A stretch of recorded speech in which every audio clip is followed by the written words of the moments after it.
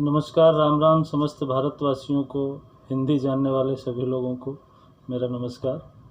और एक बार पुनः आप सबका स्वागत है मेरे यूट्यूब चैनल के साथ जुड़ने के लिए और ज़्यादा से ज़्यादा शेयर करने के लिए और सब्सक्राइब करने के लिए। इतिहास की सीरीज़ में एक नए चैप्टर के साथ इस्लाम का उदय, मोहम्मद साहब के जन्म से लेकर के कुछ खलीफाओं के चयन तक का इतिहास। चूँकि वीडियो भी बहुत बड़ा नहीं होना चाहिए, आप सबको ज्ञान भी जाना चाहिए। और जहाँ तक सोचना है कि मेरा अध्ययन के बाद लोगों को जिनके पास वक्त नहीं है कि वो कॉपी और किताब निकाल के पढ़ सकें, कुछ अपने फुर्सत के समय में या बिजी शेड्यूल में भी अगर इसको फॉलो कर लेंगे तो उनको थोड़ी सी जानकारी हो जाएगी। जैसा कि हम आप समझते हैं, इस्लाम का उदय बहुत अधिक पुराना नहीं है, सबसे नया धर्म है, पूरे विश्व में सबसे नया धर्म माना जाए। इसके बाद भी कुछ एक ऐसे छुट्टे पुट्टे धर्म बन गए हैं लेकिन जिनकी कोई वैल्यू नहीं है। जो 1.9 बिलियन से भी ज़्यादा फॉलोअर्स के साथ जिस धर्म का आज प्रभाव है वो इस्लाम धर्म है और दुनिया में दूसरे नंबर पर इसको मानने वाले लोग हैं। मोहम्मद साहब का जन्म 570 ईस्वी में मक्का में हुआ था। इनका परिवार बहुत प्रभुत्वशाली था। प्रभुत्वशाली मीन्स बहुत संपन्न परिवार था। और परिवार क्या, उस समय वहाँ पे कबीले हुआ करते थे, तो जिनमें से ज़्यादा लड़ाके और जो ज़्यादा लूट सकते थे वही कबीले प्रभुत्व वाले माने जाते थे। ये समय अरब में दो जगह ज़्यादा फेमस थी। पूरा तो रेगिस्तान है अरब में, मक्का और मदीना। तो ये लोग मक्का के आसपास के प्रभुत्वशाली परिवारों के थे। और मक्का में जो एक धार्मिक स्थल आज कहते हो आप लोग, वो एक समय कई धर्मों का धार्मिक स्थल था। ईसाइयों का भी था, जरथुस्ट जिनको आप पारसी कहते हो इनका भी था, और इस्लाम के लोगों का भी था। ये है, जो इतिहास पढ़ने वाले हैं उनको पता है कि चाइना से लेकर के यूरोप तक एक व्यापारिक मार्ग था जो आपके असम, भारत के असम से निकलता है और उसको चिकन नेक बोलते हैं। चिकन का कपड़ा जो होता है, चिकन मतलब मुर्गा नहीं है, चिकन का कपड़ा, वो उड़ीसा में कुछ ऐसा, असम में कुछ ऐसा पार्ट बना है, सिक्किम असम के पास, उसको चिकन बोलते हैं, वो चिकन नेक है। बट वो एक रूट बना हुआ था कि यूरोप से लेकर के और पश्चिमी एशिया तक, चाइना तक, रसिया तक, थाईलैंड, म्यांमार, बर्मा, इन सब के साथ व्यापार होता था और स्थल मार्ग था, जमीन से आने जाने का रास्ता था। उस समय हमारे पास कोई गाड़ी घोड़ा और यात्राओं का जहाज़ तो होता नहीं था। सब लोग भी, सभी देशों के व्यापारी पैदल चलते थे, कुछ ऊँट के साथ, कुछ घोड़ों के साथ अपना सामान ले जाते थे। इधर से कुछ सामान उधर बेचते थे, उधर से सामान खरीद के इधर बेचते थे, यही व्यापार था। तो वो जो मक्का था वो ईरान से लेकर के व्यापारिक मार्ग के बीच में पड़ता था, सेंटर पॉइंट पे पड़ता था। तो वो ऐसी जगह थी कि जिसको आप ये कह लो कि वो आरामशाला भी थी, या उसके अलावा ये कह लो कि उसमें सभी धर्मों के लोग, वही बारादरी का सिस्टम था, सभी धर्मों के लोगों के मूर्तियाँ रखी हुई थी। इस्लाम धर्म भी किसी समय मूर्ति पूजक धर्म हुआ करता था, जो इतिहास कहता है। उस समय अरब में ईसाई, यहूदी और इस्लामिक लोग हुआ करते थे। इस्लाम नया नया ही आया था, उससे पहले ईसाई और यहूदी ही थे, पारसी ही थे। सबकी पूजा स्थली मक्का में, काबा जिसको बोलते हो, काबा के अंदर था।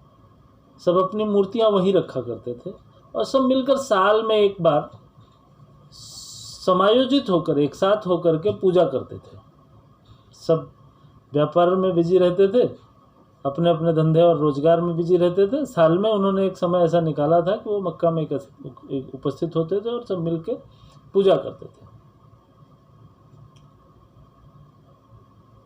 इन सब का जीवन कबीलाई था। ये लोग समूहों में रहा करते थे, ग्रुपों में रहा करते थे। और आज भी पाकिस्तान के कुछ एरियाज़ में कबीले हैं, जैसे अभी सीमा हैदर आई है तो वो बता रही है कि उनके फैसले सरदार किया करते हैं। तो सरदार कबीले होते थे। और जिरगा एक वर्ड होता था। जिरगा मतलब होता है कि उनके फैसला करने की जो पंचायत होती है, जैसे भारत के अंदर अभी भी नोएडा और इधर के हरियाणा के क्षेत्रों में खाप पंचायत के नाम से लोग जानते हैं, वैसे जिरगा एक शब्द है, जिरगा अरबिक शब्द है, वो पंचायत होती है। तो इस तरह के कबीलाई लोग रहते थे, साल में एक बार इकट्ठा होते थे और सामूहिक रूप से पूजा करते थे। इतिहास कहता है कि 570 ईस्वी में मोहम्मद साहब का जन्म मक्का में हुआ था और वो 25 वर्ष की उम्र में 595 ईस्वी में उसी पूजा स्थल में पूजा कर रहे थे। उसी में एक विधवा महिला 40 वर्षीय जिसका नाम था खदीजा, वो भी पूजा करने आती है। इन दोनों लोगों का आपस में मिलना होता है, प्रेम हो जाता है और विवाह होता है। 570 में मोहम्मद साहब का जन्म और 595 घटना है तो 25 वर्ष के थे। लेकिन इतिहास कहता है कि जिस समय मोहम्मद साहब 25 वर्ष के थे, खदीजा से मिले, उस समय खदीजा 40 वर्ष से अधिक की उम्र की थी। मोहम्मद साहब को प्रेम होता है और उन्होंने खदीजा से विवाह कर लिया। दोनों को विवाह उपरांत एक बेटी फातिमा का जन्म होता है, जिसको बाद में मोहम्मद साहब के चचेरे भाई, जिनका नाम अली है, उस बेटी से निकाह कर लेते हैं। यानी चचा अपनी भतीजी से शादी कर लेता है, जो बाद में खलीफा की, मोहम्मद साहब की मृत्यु के बाद खलीफा की जो प्रथा आई, उसमें से अली चौथे खलीफा भी बने। इसको आगे हम डिस्क्राइब करेंगे कि वो कब और कैसे खलीफा बने। अब क्या होता है कि मोहम्मद साहब के 613 ईस्वी में मोहम्मद साहब ने अपने लोगों को एक संदेश दिया कि उनको प्रभु के दर्शन हुए हैं। ये कह लो उनके शब्दों में कि परमेश्वर ने उनको संदेश दिया है कि ईश्वर एक है, सबको एक ईश्वर की पूजा करनी चाहिए। वो कहता है सच्चाई और ईमानदारी ही सच्ची पूजा है, और सब एक मिल करके मोहम्मद साहब को ईश्वर द्वारा या परमात्मा द्वारा दी गई शिक्षाओं को मानना चाहिए। उन्होंने सबसे पहला काम यह किया कि मक्का में रखी हुई मूर्तियों को हटाने का काम किया, जिससे वहाँ के सामाजिक लोगों ने उसको बुरा माना, अन्य धर्मों के लोगों ने उसे बुरा माना और वो उनके विरोध में उतर आए। उन्होंने उनसे युद्ध किया। जैसे पारसी और ईसाई धर्म के लोग थे, जरथुस्त्र धर्म के लोग थे, उन्होंने विरोध किया और वो लड़ने पर उतर आए। तो 622 ईस्वी में मोहम्मद साहब को मक्का छोड़ना भी पड़ा और मदीना चले गए। इसी टाइम को 622 ईस्वी को ही हिजरी संवत के नाम से भी जाना जाता है। जब मक्के से मदीना को मोहम्मद साहब प्रस्थान करते हैं तो उस टाइम को अरब देश के लोगों का कैलेंडर वर्ष भी स्टार्ट होता है। 622 ईस्वी में मोहम्मद साहब मदीना चले जाते हैं और मदीने में जो छोटे छोटे कबीले हुआ करते थे, वहाँ के लोगों को उन्होंने समझाया, कुछ के साथ युद्ध किया और उन्होंने उनको अपने साथ मिलाया।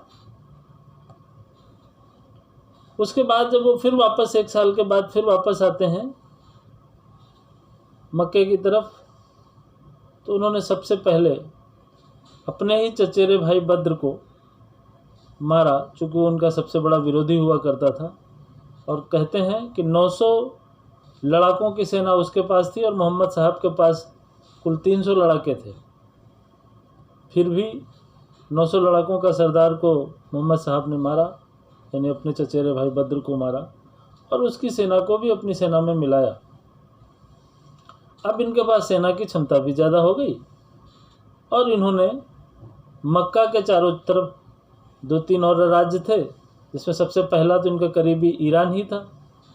ईरान में यहूदी कह लो, ईसाई कह लो, पारसी कह लो, इन्हीं लोगों का धर्म था, यही पुराने धर्म थे।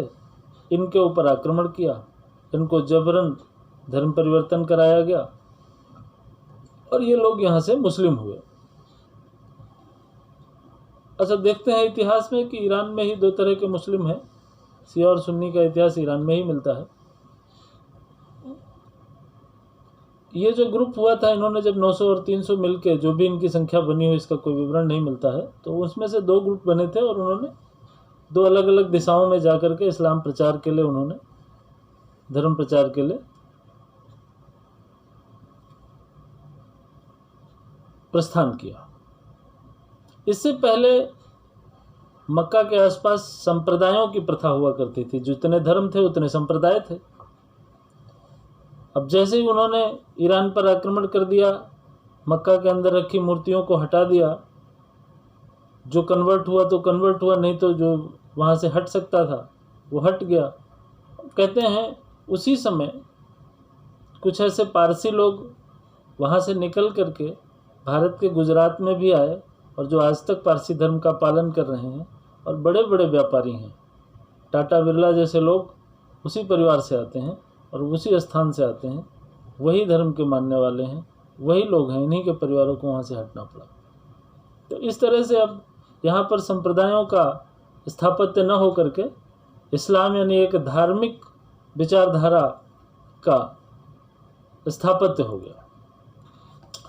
अब इतिहास में चलते हैं कि 632 ईस्वी में मोहम्मद साहब की मृत्यु हो जाती है, जिसको वफात कहते हैं, फौत कहते हैं, और हमारी भारतीय भाषा में मौत कहते हैं।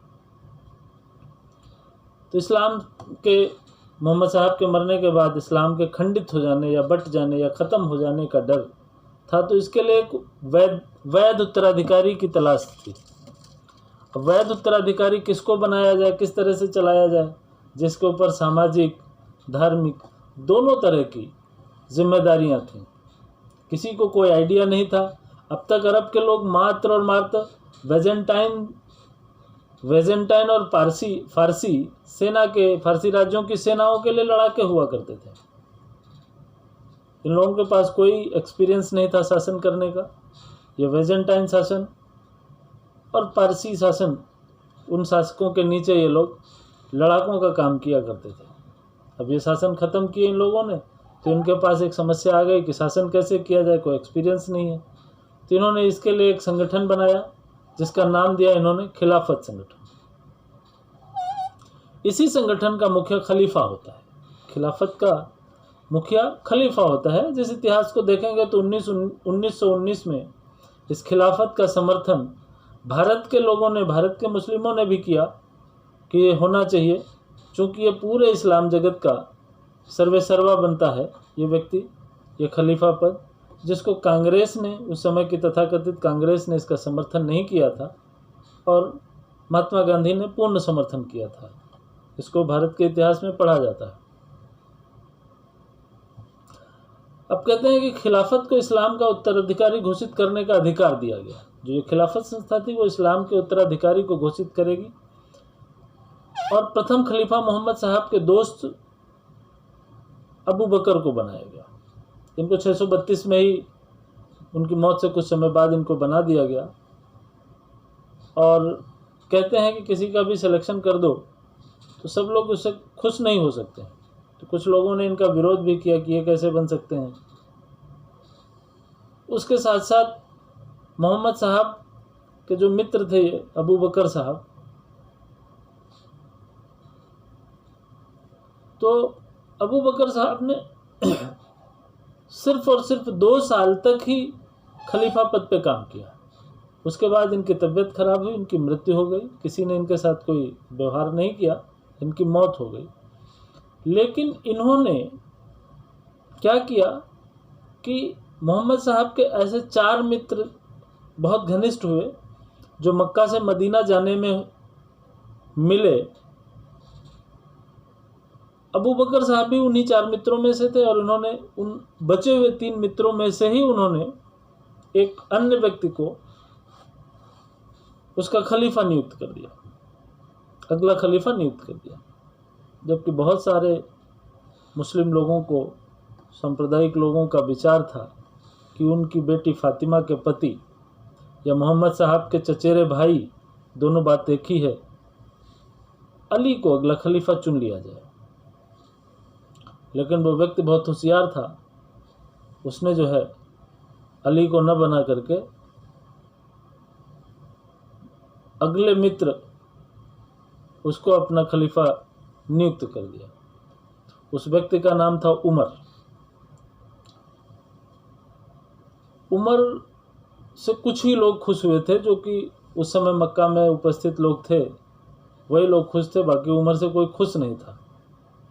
उमर बड़ा क्रूर शासक था। उसने क्या किया कि जैसे ही वो खलीफा बना, उसने तुरंत अपने आसपास के जो बचे हुए राज्य थे, ईरान, इराक, उन सब पर आक्रमण किया। अबू बकर ने तो आक्रमण उस तरह से नहीं किया कि किसी को ज़बरदस्ती कन्वर्ट किया जाए, लेकिन उमर जैसे ही बने तो उन्होंने सीधे आक्रमण किया ईरान, इराक और वेजेंटाइन, इस जगह पर, और इन्होंने सबको कन्वर्ट किया, फोर्सफुली कन्वर्ट किया। कहते हैं कि ईरान में उस समय पारसियों का धर्म हुआ करता था, पारसियों का समूह होता था। पारसियों ने हार मान ली, लेकिन उसके बाद भी उनके एक व्यक्ति ने, हार मानने के बाद भी उनमें से एक व्यक्ति ने, बोलते हैं 10 साल बाद उनकी हत्या कर दी। उनकी मीन्स उमर की हत्या कर दी। वो तारीख थी 7 नवंबर 644। और इतिहास में पढ़ेंगे तो उस समय हमारे यहाँ हर्षवर्धन का शासनकाल हुआ करता था कन्नौज में, और हर्षवर्धन के काल में ही वैनसांग नाम का चीनी यात्री भारत की यात्रा पर आया था। तो 644, 7 नवंबर 644 को उमर की मृत्यु हो गई। उमर ने अपनी मृत्यु से पहले ऐसे 6 लोगों का चुनाव कर दिया था जो अगले खलीफा के लिए चुनाव करेंगे। उन 6 लोगों में से एक व्यक्ति उस्मान था, जो मोहम्मद साहब का बहुत करीबी था, और एक व्यक्ति वो भी था अली, जो मोहम्मद साहब की बेटी फातिमा या मोहम्मद साहब के चचेरे भाई भी थे, और उनकी बेटी फातिमा के पति भी थे, उनका भी नंबर था। कहते हैं जब तीसरा खलीफा 7 नवंबर को, जब दूसरे खलीफा को मारा 7 नवंबर 644 को, तो 5 दिन बाद यानी 11 नवंबर 644 को तीसरे खलीफा उस्मान को बना दिया गया। हालांकि उस समय मोहम्मद साहब के दामाद अली नाराज़ भी हुए, उनको बनना था, लेकिन उस्मान को बना दिया गया। कहते हैं 12 वर्ष बाद 956 ईस्वी में उस्मान की भी हत्या हो गई। एक जगह मुझे प्रमाण मिला, सिर्फ एक इतिहासकार ने ऐसा बताया, वो भारतीय इतिहासकार हैं, मैं उनके प्रमाणों को नहीं मानता हूँ, लेकिन शेयर कर रहा हूँ, कि बोलते हैं कि उस्मान की हत्या में मोहम्मद साहब के दामाद का हाथ था, लेकिन कितना सच है नहीं कह सकते। अब इसके बाद चौथे खलीफा को चुना जाना था। फातिमा के पति मोहम्मद साहब के चचेरे भाई अली को अब चौथा खलीफा चुना जाना था। हालांकि इतिहास में कहते हैं कि अली को शिया अपना प्रथम खलीफा मानते हैं और सुन्नी अपना चौथा खलीफा मानते हैं। अली के खलीफा बनते ही विद्रोह प्रारंभ हो गया। क्या हुआ कि बगल में एक दमिश्क राज्य था, वहाँ के राज्यपाल मुआविया, बड़ा टफ नाम है, मुआविया, दमिश्क के राज्यपाल मुआविया, जो उस्मान, जो तीसरे खलीफा की मृत्यु हुई थी, हत्या हुई थी, वो मुआविया के दोस्त थे, रिश्तेदार थे, और उन्होंने अली पे ये विद्रोह किया, ये विरोध किया कि आप उस्मान के हत्यारों को सज़ा नहीं दे रहे और उनके साथ कोई ऐसा व्यवहार नहीं कर रहे कि उस्मान के आत्मा को शांति मिले, कि उनके हत्यारों को सज़ा मिली हो। आप उस पर कोई कार्य नहीं कर रहे हैं, हत्यारों को छूट दे रहे हैं। तो मुआविया के इस विद्रोह से अली परेशान हुआ करते थे। कहते हैं कि उस समय वहाँ की फरात नदी पर अली और मुआविया के बीच एक युद्ध भी हुआ, जिसमें अली ने देखा कि मुआविया भी ताकतवर शासक है, अगर हम इसके साथ विद्रोह करेंगे तो खून खराबा बहुत हो जाएगा। तो उन्होंने साधारणतः ये सोचा कि चलो बैठ के बात कर लेते हैं। अब जो अली के साथ सेना थी, उस सेना ने अभी तक तो केवल फारसी और बैजेंटाइन शासकों के अंडर में काम किया था। उनको सिर्फ आदेश पता था, उनको इन सब चीज़ों का एहसास नहीं था कि ये डिप्लोमेसी क्या होती है। तो उन्होंने विद्रोह कर दिया।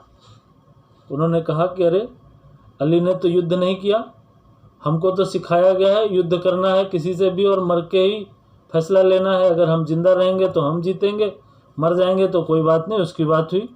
ये बिना युद्ध किए अली ने कैसे ये बात कर लिया मुआविया से, कैसे बात हो गई? ये तो कोई बात नहीं हुई, हम विद्रोह करेंगे, हम नहीं मानते इसको। और उन्होंने अली को ही छोड़ दिया। बताते हैं कि 4000 सैनिक, जिनको खारिजी कहा जाता है, यानी उन्होंने उस विद्रोह से वो खारिज हो गए, उस सेना से, उस धर्म से कह लो, उस समाज से कह लो, जो भी जैसा समझे, लेकिन उन्होंने वो खारिज हो गए, उनको खारिजी कहा गया। वो 4000 खारिजी सैनिकों ने 2 साल के बाद अली से युद्ध किया। अली को वो दोषी मानते थे। 2 वर्ष बाद खारिजियों ने अली से युद्ध किया और अली जीते भी। अली उनसे जीते भी। कहते हैं कि खारिजियों में ही एक व्यक्ति जो अली के करीब पहुंच गया और अली मस्जिद में कुफ्र की नमाज पढ़ रहे थे, उस व्यक्ति ने जहर लगी तलवार से अली की गर्दन रेत दी। अब अली की मृत्यु के बाद उनके 2 बेटे हुसैन और हसन, बड़ा बेटा हसन था, छोटा हुसैन था, हसन और हुसैन, इनको खलीफा बनना था, जो मोहम्मद साहब के नाती भी थे। मोहम्मद साहब इन दोनों के नाना थे। जब इनको बनना था तो फिर एक बार से वही विद्रोही मुआवी निकल के आ गया और उसने हसन के खलीफा बनने पर विद्रोह किया और स्वयं खलीफा बन गया। अब ये व्यक्ति एकदम अलग से दमिश्क का राज्यपाल था, वहाँ से ये निकल के खलीफा बन गया, एक ज़बरदस्ती खलीफा बना। और इन लड़कों ने भी ये सोचा, हसन और हुसैन ने, कोई बात नहीं, इसको बन लेने देते हैं, झगड़ा नहीं करते हैं, उसके बाद अपना बनेंगे। तो वो इतना दिमागी था कि उसने अपनी मृत्यु से पहले ही अपने बेटे याजिद को खलीफा बना दिया। जब उसकी मृत्यु हुई, अपनी मृत्यु से पहले ही याजिद को खलीफा बना दिया मुआविया ने अपने बेटे को। तो अब हसन और हुसैन में ये बात आ गई कि ये तो गलत हुआ। तो इन्होंने बात करना चाहा, विद्रोह करना चाहा। तो मुआविया इतना होशियार था कि उसने हसन की बीवी को अपने पक्ष में करके हसन को जहर दिलवा दिया और उसकी मृत्यु हो गई। बताते हैं कुछ समय के बाद मुआविया की भी मृत्यु हुई, जो 680 ईस्वी की बात है, और उसका बेटा अब ओपन खलीफा बन गया। हुसैन ने उसके साथ विद्रोह किया। 6 अक्टूबर 680 ईस्वी को करबला में युद्ध हुआ। हुसैन शहीद हो गए। कहते हैं मुआविया का बेटा याजिद, उसने हुसैन की पत्नी, हुसैन के 6 वर्ष के बेटे को भी मृत्यु के घाट उतार दिया। हम सोचते हैं 25 मिनट होने को है, अपने वीडियो को विराम देते हैं। इससे आगे की कहानी फिर से लेके आएंगे। इसके बाद इस्लाम का उदय और शासकों का उदय, स्थापत्य और 2 साम्राज्य, सासानी और बैजेंटाइन, इन साम्राज्यों की स्थापना देखेंगे। मोहम्मद गोरी का इतिहास इसके बाद स्टार्ट होगा। आप सबके लिए धन्यवाद। शुभ रात्रि। Bye bye.